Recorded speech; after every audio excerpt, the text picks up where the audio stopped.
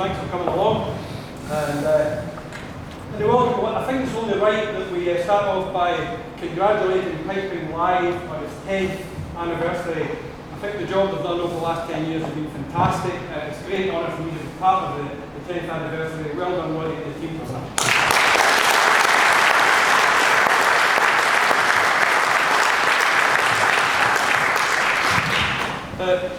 This is about an art exhibition where a wee bit of piping, right?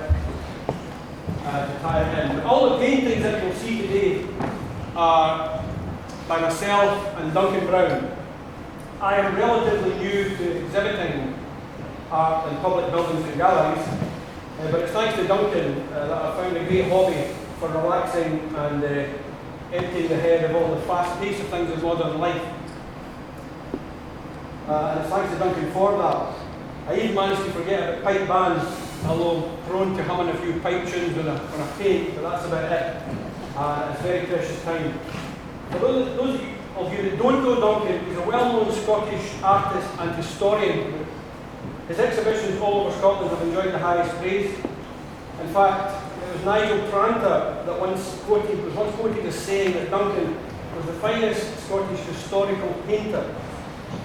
His published book, My Hero, My Soldier Laddie, records the stories with original illustrations and details behind the Scottish soldiers that were awarded the Victoria Cross during the many historic battles. Indeed, it was recognised at national level and praised in Parliament and can be sourced in any school library today. In fact, if anyone is interested in purchasing this book, I'm sure Duncan will be happy to oblige. 3 of the Victoria Cross recipients were, in fact, pipers. It was during the winter nights of 2010 I realised I needed to find another interest or hobby. After over 35 years of going to band practice twice, 3 times and 4 times a week, it comes as a deathly silence that hits you when it comes to band nights when you decide to retire. That's when I was fortunate enough to meet Duncan. I was invited to his art classes in Hamilton and Mathieson. Duncan comes from Lark Hall. And you can always tell an artist comes from Lark Hall. He just has a tendency to paint the sky a wee bit too blue. The time is of the essence, so we're going to get started with a live demo as we speak. The materials that we use in these paintings are soft pastels. Why soft pastels? Though? For durability, really, soft pastels are pure pigment, coloured pigment. They come in chopsticks, if you like. Compared to oils, for example, they don't crack over the years. They don't discolour with varnish and age and sunlight and all that to the same degree. In fact, the oldest paintings in the world would have been executed in the walls of caves using raw pigment or primitive pastels. As a medium, it's very direct and instant, but it's also very forgiving when it comes to making changes within the layout or composition of the painting. Good quality pastels can cost anything from £2 a stick to £20 a stick, depending on how high you want to go. It's a bit like piping products. They're more expensive over here. I was lucky enough to find out a guy in Florida that actually makes handmade pastels in a range of 400 colours. And I went to his factory and was fascinated to watch them make these by hand. So Duncan's going to start with the live demo, and by the end of an hour, hopefully, we're going to have a finished painting to show you, just to prove how quickly and effectively it can be done. So Duncan, would you explain to us first how you're going to start the demo and how you go about to start the painting? Sure. A brief demo, just I've got about 30 art students, and they're always amazed that when they first come, people have a preconceived idea about how you go about painting something. And instantly I'll turn it on its head, literally, by doing the whole thing upside down. So I'm doing a landscape, doing a bus, doing a portrait, do it upside down. Because your mind gets in the road what you're looking at and takes over. So I'm going to start this demonstration. Probably take the best part of an hour. But this is the whole combination of the whole of this exhibition is what I've been looking forward to my whole life, really. Meeting Robert 2.5 years ago. A piper who's got a hobby as an artist, and an artist who's got a hobby of piping. It was only going to go one direction, and this is it. The bar. This is it. This is definitely it for me. I don't think it could get much better than this for me. So when you see all these papers on the walls displayed, I'll be surprised if you're not amazed. And the faces and the history of it, it's just fantastic. A free drink for Mathieson, that's even more amazing. That's my old pipe service. And if I ever have an exhibition, the ugly pipe will be there. Right, Robert Burns wrote a few well-chosen words that apply to a lot of occasions. And this situation is just one of them. It's perfectly suited to this situation. He wrote a few words that went, catch the moments as they fly and use them as you ought, man. Believe me, happiness is shy and comes no eye when sought, man. So catch the moments in this today, because this is special. This is really special.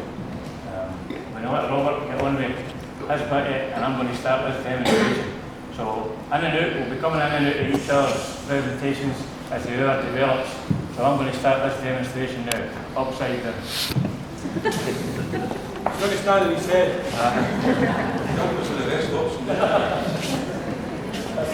So obviously it's going to work upside down in this.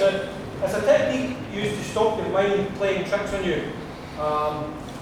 When I joined the art class, what really astounded me was I would see people, at first my perception, I thought it was going to be full of blue rimmed widows doing watercolours when I went to the class, and that wasn't quite like that. But what really stunned me was I would see people arrive at the class, and within a few weeks they would have the ability to confidently draw and paint. Right? And the one thing that I really enjoyed about going to Duncan for lessons is he takes a lot of the romanticism and mystery away from it. Yeah, there is an element of having talent to do it, but you can't be taught how to draw and paint quite confidently. Now this technique, when you're using to do it upside down, most people when they start a painting, they start with the greatest intentions, to be very precise and try to copy exactly. But as you execute the work, you tend to get caught up in the actual drawing rather than the subject that you're viewing. The brain takes over and goes into automatic and makes you think that you know what a hand looks like or what an eye looks like. And you get caught up in actually drawing it. And this accelerates when you think you're doing a nice job of a wee bit and you start shading it more and more and more and getting precise. And then you suddenly look back at the picture you're trying to copy and it's nothing like it. Right? So the reason that is that you took your eyes off it and you started to make it up and you let your brain direct what you're trying to do rather than your eyes. It's a bit like judging. Listen with your eyes instead of your ears. Very, very similar to painting when you're assessing piping. It's a very, very similar thing to composing tunes as well, actually. When you actually look at it, when it's upside down, the brain doesn't know what an eye looks like upside down or a hand looks upside down, so it doesn't get time to take over. So you have to view. Now the ratio that we would look at the subject would be every 5 seconds. If you're not looking at the object every 5 seconds, then you're making it up. You're not drawing what you see. So if you turn it upside down, you have to view it more often because you're unfamiliar with the form and shape upside down. When we started to do this exhibition, we've watched Piping Live grow over the last 10 years. And I did see some art exhibitions starting to appear as part of Piping Live. And it was great. I mean, that was terrific, you know. And I remember looking at them and thinking, drawn to a great standard, but I had visions of how it actually came about, because some of the connections to the piping side was a wee bit tenuous. You know, I remember one that was a very beautifully drawn skull of a sheep. And I could just picture around and say, right, we'll call that you, they took the horn, you know, if they gave that piping, and then the next painter comes along and say, right, what's this, a nude woman? Right, what are we going to call this? Find a tune the Donald MacLeod called the nude woman. The wizard went, what about the streaker? No, that's a guy, we can't call it the streaker, you know, Duncan said, no, I'm trying to do that. Now, what a Donald MacLeod tune? I've got it, the Blackberry Bush. So, and then we get into the exhibition with this kind of tenuous link to the piping side, you know. So we've tended to go for the people, because we think what makes piping live is the people, both historic and current, and the performers. So we decided not to get too arty and deep about the thing, and say, why don't we just represent the faces, the well-kept faces, the famous ones, the historical ones, and we think that gives a nice broad representation of what actually happens in piping live. We're going to unveil one or two paintings here, which are just kind of killing time while Duncan gets ahead of this painting. So I'm going to play a couple of tunes here. The first one will tell you, all the pipers in the audience, hopefully they'll know who the first portrait is going to be unveiled. And if you don't, you read your books.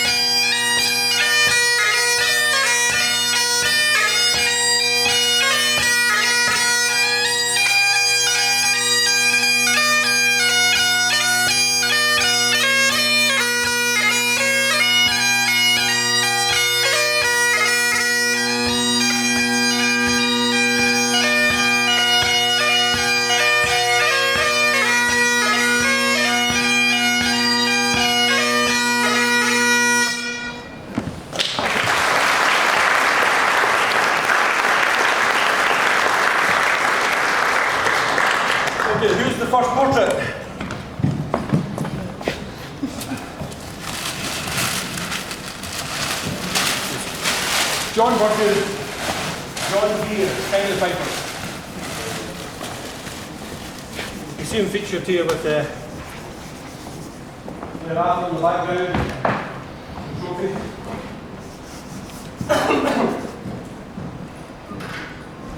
Interesting facts about John Burgess. Won the gold medal in 1950 for the first time. Born in Aberdeen. Now there is a little quiz here and you can win a poster which is a montage of all the paintings, which is here.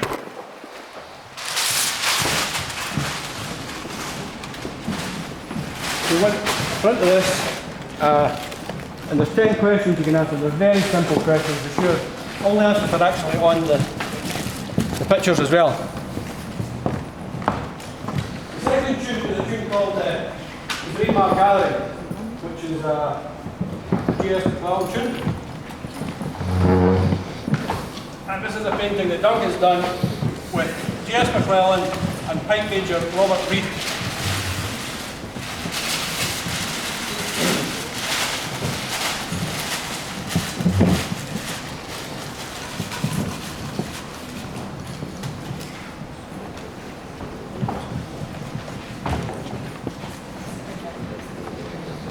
Then the third painting we're going to show is the composer of the next tune. See if anyone can tell me who the composer is. It's at a 2/4 mark, so when I break into a 2/4 mark, that is the subject of the next painting, the composer. Very famous guy, affiliated actually to the College of Piping. He's known as the grandfather of the College of Piping. I know everybody thinks Rob Wallace is the grandfather. I've gone before him, you know.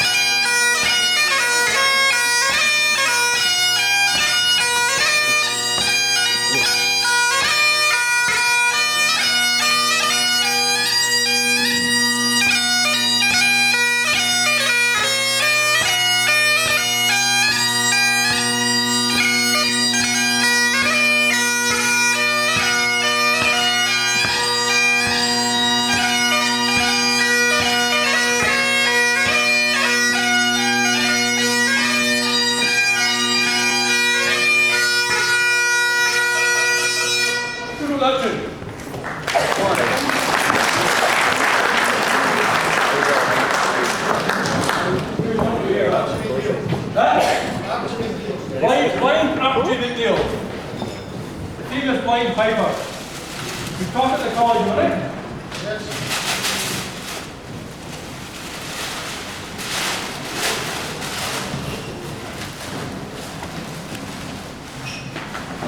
There's the screw to go in. And you should do that so that they go from behind them as well.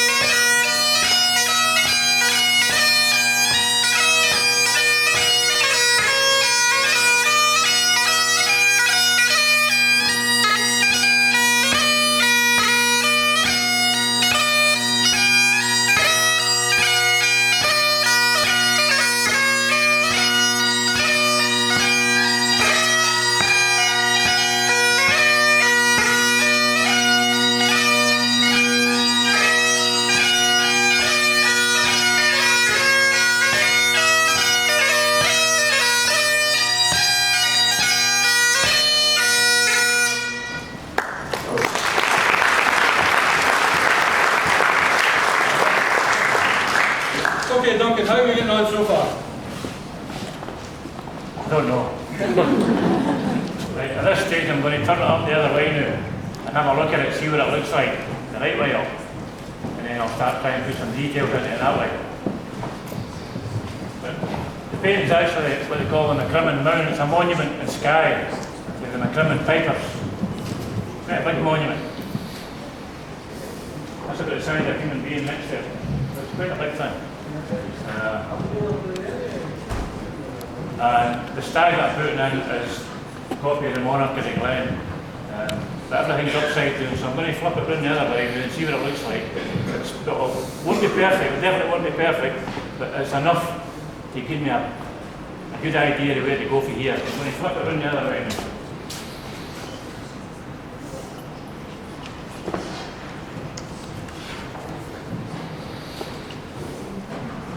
One of the techniques that you'll see Duncan use when he's doing this painting, he'll lift the mirror and look in the mirror and look at the painting in the mirror. Now, that is the kind of equivalent if you're writing a tune and you're not sure about some of the bits of the tune and you let another piper hear it and say, what do you think of that? And they'll say straight away, it's good, but I don't like the third bar or something right with it. Because with any creative process, you can very often get too close to the actual thing you're doing and you get caught up in the detail. You don't see the perspective of the thing. So when you use a mirror, sometimes when you're doing a painting, there's a part of it you know isn't right. You think something's not right with that. If you look in the mirror and see it in reflection, usually the feeling that parts go around and jump out at you. It's almost like a second opinion. And lots of artists use this technique, the mirror, to continually look and see if you get everything in perspective. Because again, you're caught up in detail. And you're seeing it from a distant perspective, how a fresh viewer would look at it. So the mirror comes in handy for that. Just smoothing, blending out the plasters now. It's all roughly put on at this stage. Once you've got it roughly on, roughly the colour scheme you're looking for and the shapes, everything, then you'll blend the colours in. Step back to it every now and again, have a look at it in the mirror. Check your hair's all right. What here? I can see that now, I can see them on up there. And that. It's not quite right. But I'm getting there, I'll develop fine, I'll guarantee I'll be finished in time. Here, we spray a fixative now. Fixative just sets the pastel on and prevents it from the dust from crumbling. So we'll get 2 or 3 wee sprays of fixative and go to the next stage.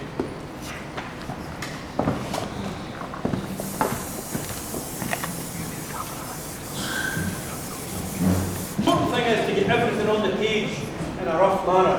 There's no point in getting into detail in small patches of the canvas because it'll never work. You have to get everything on and see that everything's working with each other in perspective. The whole ensemble of the thing is working.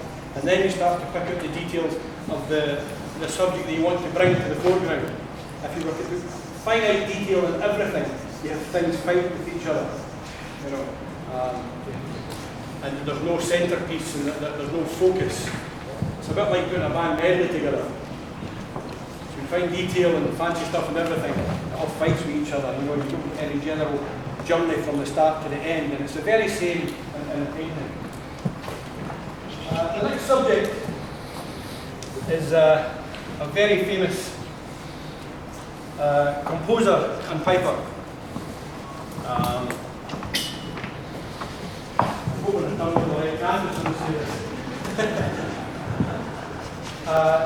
I'm going to play a couple of Donald MacLeod tunes. Probably his most famous tune people would know would be the Cavalcade. This tune has been played just about every time signature you can think of. However, I don't think I've ever heard it as a waltz, so I'll try it as a waltz. I'll play it as a 4/4 and then try it as a waltz. And then I'll play a Donald MacLeod reel called the Blackberry Bush. One of his well-known reels named after a nude woman in a painting.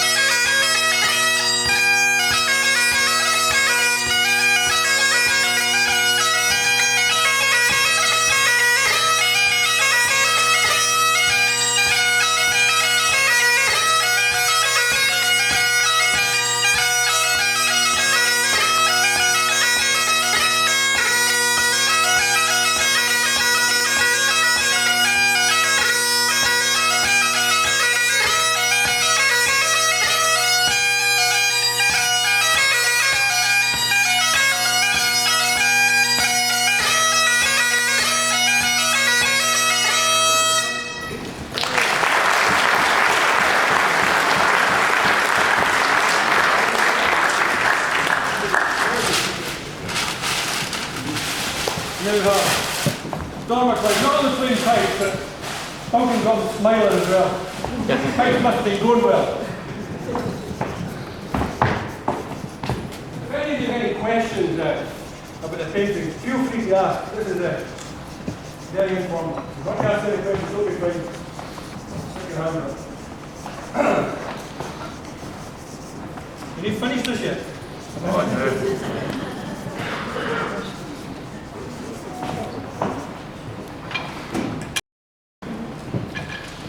Must be a question, somebody.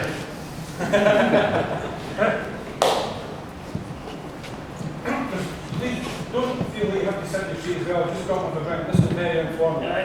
Leave your seat going about. You won't offend me anytime. Do you want to? Boris,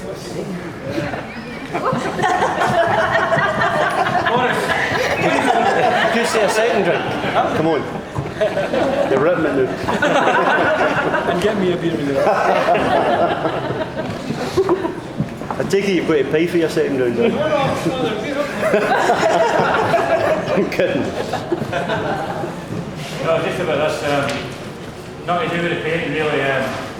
Carry on, get a drink, back for it. Just the occasion of this. I was saying earlier on there, this is the culmination of everything that I think I've been here today. At least 30 odd years I've been heading towards something like this, and this was it. I knew this was going to be it. You're sitting in the room here with some very good, the best of pipers. I was thinking about this. Boris, that's no use talking. I did suspect that. Imagine if you could, the possibility of time travel. If you could go back in time and talk and play with some of the great and famous pipers of Scotland's past, with the knowledge that you have today and the great influence that they really were, it would be fantastic. Think about it. Well, some of these people, if you could just talk to them nowadays, knowing the influence that they had on Scottish culture and piping. With that thought in mind, don't miss this one. Sometime in the distant future, there'll be people then, in the future, who would have did anything to be sitting here right now, next to some of the greatest pipers that ever lived. And they're sitting next to you. They're right here, right now, at these tables. Remember that wee? Remember that Robert Collins thing in our own there? Catch the moments as they fly and use them as you ought, man. This is a special thing today, definitely. For me it's special. I know it's special. Just be aware of your privilege of who you're sitting beside. Okay, I'm going to go on the rest of it. Is that it? No pressure.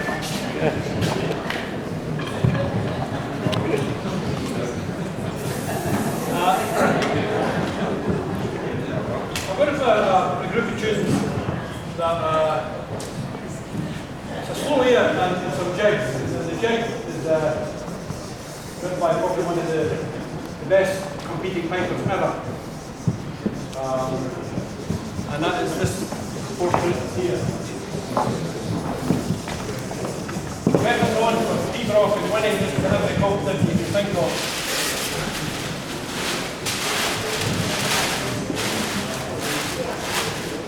Nine clasps to his name. Donald McPherson. The interesting thing about this, when Duncan painted this, he put in the 9 clasps.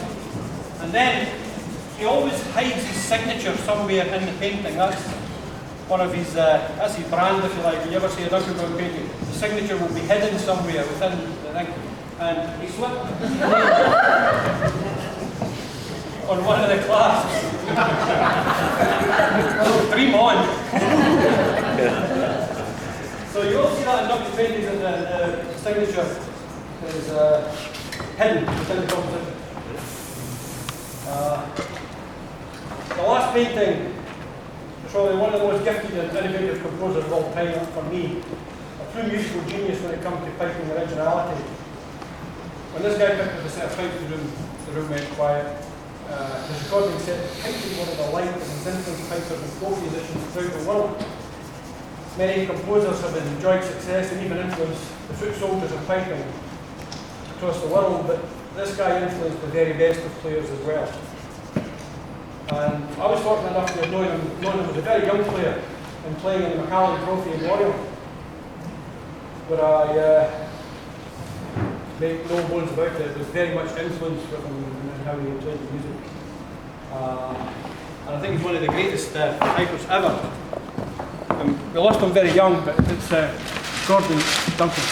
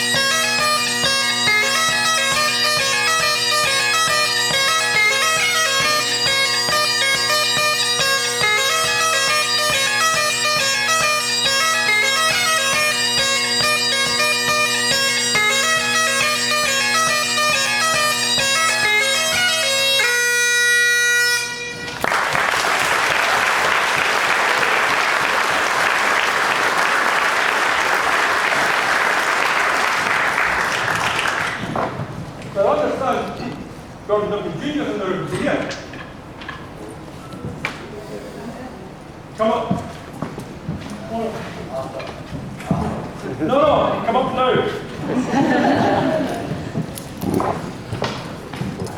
I'm going to present this painting to the family and to the Gordon Memorial Trust. You want to do your wee photograph beside it?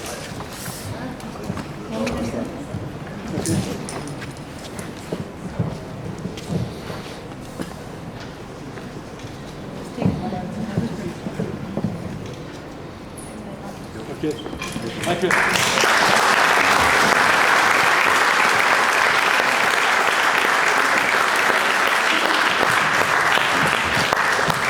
Okay.